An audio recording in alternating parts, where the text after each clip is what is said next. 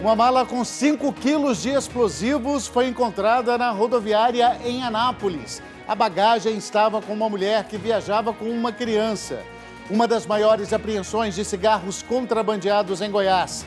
Mais de 370 mil caixas transportadas na BR-040 foram apreendidas pela Polícia Rodoviária Federal. E a dificuldade de tirar a carteira de motorista com a demora na avaliação das bancas depois do recesso do Detran. Agora no Jornal Anhanguera, segunda edição.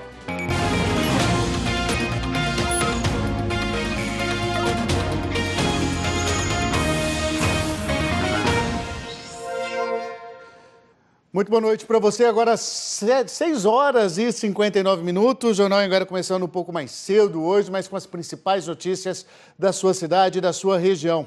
A Polícia Rodoviária Federal fez hoje à tarde uma das maiores apreensões de cigarro contrabandeado aqui no estado. Danilo Moreira está chegando ao vivo de Lusiânia com as informações. Ô Danilo, para onde esse material contrabandeado estava indo, estava sendo levado? Oi, Luciano, boa noite a você e para todo mundo. Esse material estava sendo levado aí para Goiânia, viu? Ao todo, foram 7 milhões de cigarros apreendidos. Tudo estava em 375 mil caixas. Essa carreta foi apreendida na BR-040 aqui em Lusiânia. Segundo a Polícia Rodoviária Federal, essa mercadoria saiu sem nota lá do Paraguai e, como eu disse, estava seguindo aí para Goiânia. Os agentes desconfiaram dessa carreta com placas do Paraná e pediram para o motorista parar, mas ele ainda tentou fugir. Ao abordar esse veículo, a polícia fez buscas e encontrou toda essa mercadoria que estava aí na carreta, todos esses cigarros. O motorista da carreta foi levado para o posto da Polícia Rodoviária Federal em Santa Maria, no Distrito Federal. Ele pode responder agora por contrabando, viu, Luciano? Volto com você. Impressionante a quantidade, né? Obrigado, Danilo. O comerciante foi morto com um taco de sinuca. Isso foi em Formosa. A Polícia Militar informou que o corpo do idoso, de 69 anos, foi encontrado dentro da casa dele depois da denúncia de um funcionário. Ele tinha sinais de perfurações. Ao lado da vítima, os agentes encontraram um taco de sinuca com vestígios de sangue. Hoje à tarde, um homem foi preso suspeito por esse crime, e foi levado para a delegacia da cidade. Olha, falar de um problema agora que está afetando a vida de muita gente na hora de tirar a carteira de motorista, principalmente nas cidades aí do interior do estado. É que os candidatos que fizeram a prova teórica, as aulas práticas, não têm previsão de quando vão passar pela banca para finalmente conseguir a habilitação. E aí tem o risco de perder o processo e ter de pagar tudo de novo. O Murilo já fez a prova escrita e está terminando as aulas práticas, mas não tem nem previsão de quando vai passar pelo exame de direção. Vai ficando preocupante porque a gente precisa, dirigir, É complicado. O processo está quase vencendo. E até agora eles não liberam a banca, não. As bancas examinadoras eram realizadas em Rio Verde uma vez por semana. Desde que o Detran entrou em recesso no fim do ano passado, ainda não retomou as bancas de avaliação.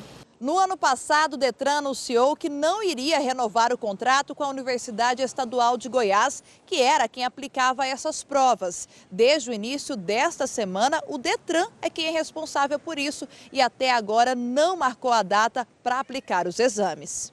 Já em Aparecida de Goiânia, o Matheus acabou de completar 18 anos. Estava muito ansioso para tirar a carteira de habilitação. Termina a aula aí fica 2 meses sem ter aula e vai fazer a prova, você já esfriou o sangue, né? Só na autoescola, onde o Matheus deu entrada no processo, são 80 alunos esperando para fazer as provas práticas e teóricas. Mas está tudo parado. Em Catalão, a última prova prática foi aplicada no dia 20 de dezembro. Já era para mim ter feito a prova de carro. Inclusive, terminei as aulas já tem 3 semanas. O Detran de Goiás informa que anualmente, melhor dizendo, as bancas do interior são liberadas na metade de fevereiro, depois da liberação do orçamento anual. Em relação à entrega de carteiras de habilitação, o departamento disse que não há atrasos, o que pode haver é algum problema isolado. Falar agora de um susto hoje à tarde na rodoviária de Anápolis, uma bolsa com explosivos foi encontrada. Vou chamar o Arthur Neves, que tem mais detalhes ao vivo. Arthur, boa noite para você. Parte do acesso à rodoviária foi interditado, continua fechado? Sim, continua assim, Luciano. Boa noite para você, para todo mundo que está com a gente. Olha, já faz pouco mais de 4 horas que parte da rodoviária aqui em Anápolis está fechada, viu? Por volta das 3 horas da tarde, então, um ônibus chegou de Araguaína, lá no Tocantins.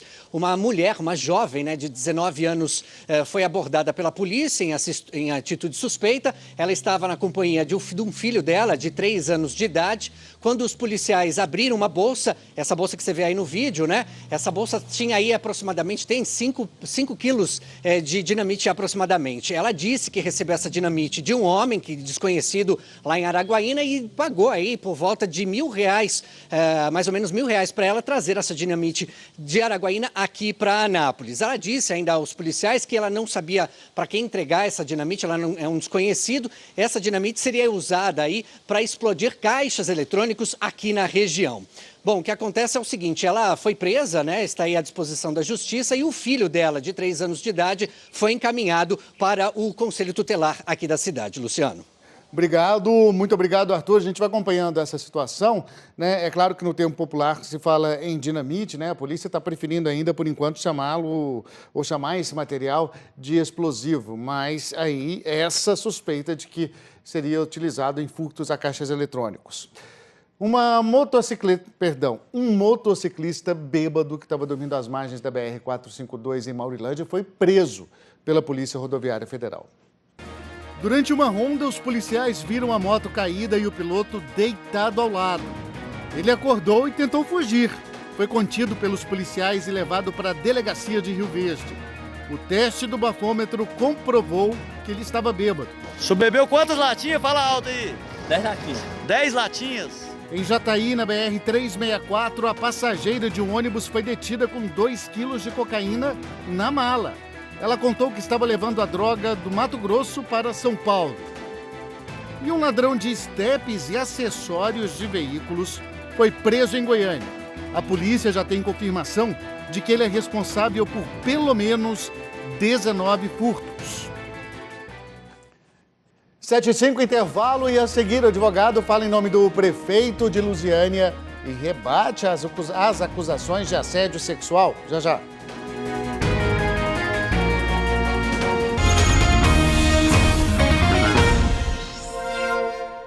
De volta, olha, pelo menos 7 mulheres relataram que foram vítimas de abuso sexual por parte do prefeito de Lusiânia, Cristóvão Tormin.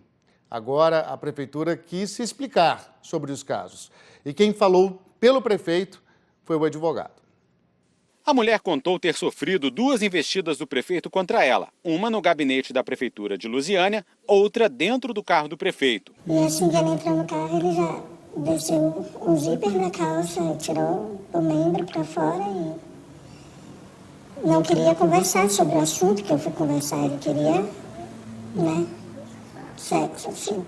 O advogado do prefeito diz que Cristóvão Tormin nunca cometeu assédio neste nem em nenhum outro caso. O prefeito nega isso de maneira veemente e vem negando desde a primeira hora.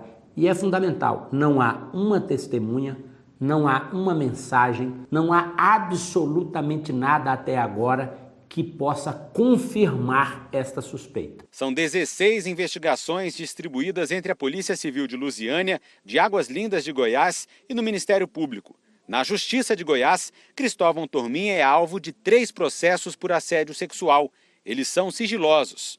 Não há 16 inquéritos. Nós temos 3 procedimentos instaurados no Ministério Público de Goiás e agora, recentemente, de maneira muito estranha, um inquérito instaurado em Águas Lindas de Goiás e não há nenhuma denúncia formalizada pelo Ministério Público, ou seja, o prefeito não é réu em nenhum desses casos. Parte da investigação foi transferida para Águas Lindas para evitar possível influência do prefeito. Ele próprio registrou queixa na polícia em Lusiânia, afirmando que os depoimentos das vítimas são parte de um complô político. Eu não quero cometer a leviandade. Para algumas regiões. E está até mais friozinho em algumas cidades em pleno verão. Quem levantou cedo hoje teve que encarar um céu bem carregado e um friozinho em Lusiânia. Dá vontade de ficar em casa também, né? Dá vontade, mas tem que trabalhar, né? Aquele casaco que estava guardado, essa semana eles apareceram de novo. Clima melhor, né? clima tá até melhor, porque o calor que tava, né? Tá tido melhor. O volume de chuva aumentou bastante nos últimos dias e já está acima da média do mês de janeiro em várias cidades de Goiás. Por causa disso, o nível do rio Corumbá subiu 3 vezes mais, segundo os guias da região. O volume de água impressiona. Em Caldas Novas, um temporal ontem derrubou árvores em cima de um carro e de uma casa. Em Goiânia, também tem chovido muito nos últimos dias. 3 pontes foram interditadas. Nesses dias, os ventos também estão mais fortes. Podem chegar até 60 km por hora em todo o estado. Segundo os especialistas, as fortes chuvas de Goiás são por causa de uma zona de convergência do Atlântico Sul, que acabam aumentando a nebulosidade. Além disso, também estamos recebendo a influência dos fortes temporais que estão atingindo Minas Gerais. E o fim de semana vai ser de tempo fechado. A gente vai ter reflexos em pontos isolados, principalmente no mais ao norte do estado. Então, não esqueça o guarda-chuva e aproveite os dias chuvosos. Tomar um chocolate quente e colocar a coberta e ficar quietinha. Vamos ver então como é que fica o tempo nesse fim de semana, começando pelo sábado.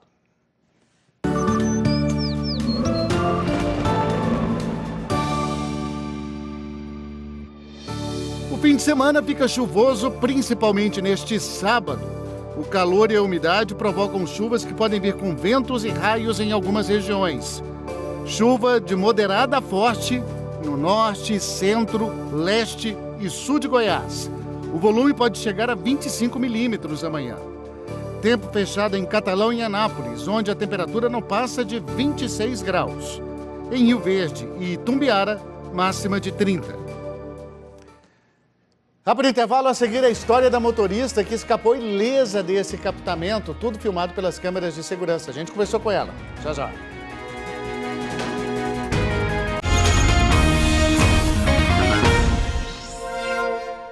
7h15, estamos de volta. Você viu aqui ontem as imagens impressionantes do capotamento de um carro em Jataí. Hoje a nossa equipe conversou com a motorista que passou por esse susto todo.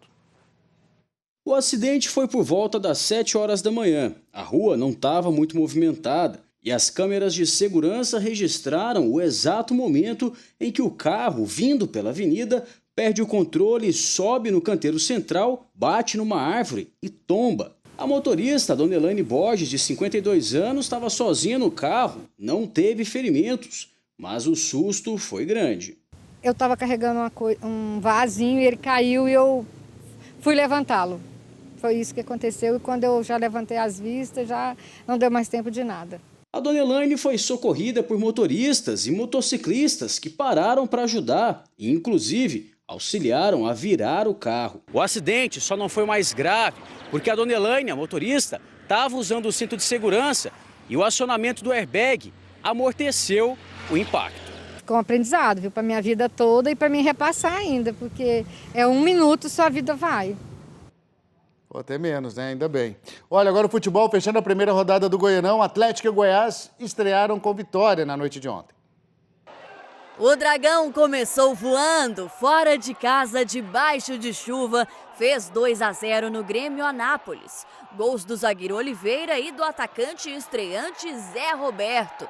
Sob olhares atentos do técnico contratado Cristóvão Borges na arquibancada e que conversou com a nossa equipe com exclusividade. Estou muito feliz, muito motivado, contente com o que eu vi do Atlético, fui muito bem recebido e o planejamento está muito bem feito. O Goiás venceu por 3-2 a Aparecidense, com direito a golaço de Rafael Moura. Uma bomba de Lucão do Break, que ainda marcou o terceiro. E amanhã o Vila Nova recebe o Jaraguá na abertura da segunda rodada do Goianão. No domingo, mais 5 jogos serão disputados. Destaque para o clássico entre Atlético e Goiânia, às 4 da tarde, que terá transmissão exclusiva aqui da TV Anhanguera. Gente, para finalizar, nossa imagem do dia, uma moradora de Itumbiara inovou ali na forma de reclamar dos buracos que tomam conta dessa rua. Ela fez um boneco para morar num desses buracos. Jeito bem criativo de mostrar que o povo está na bronca e este buraco especificamente surgiu, segundo os moradores, depois de uma obra da Saneago. Terminaram o serviço, mas não refizeram o asfalto. A Saneago disse que vai recuperar tudo quando as chuvas diminuírem e a Prefeitura de Itumbiara informou que equipes estão fazendo a operação tapa-buracos pela cidade. A gente continua acompanhando, claro, essa situação por lá e outras cidades do estado. Outras notícias no Jornal Nacional. A gente vai terminando hoje com imagens de Catalão. Bom fim de semana.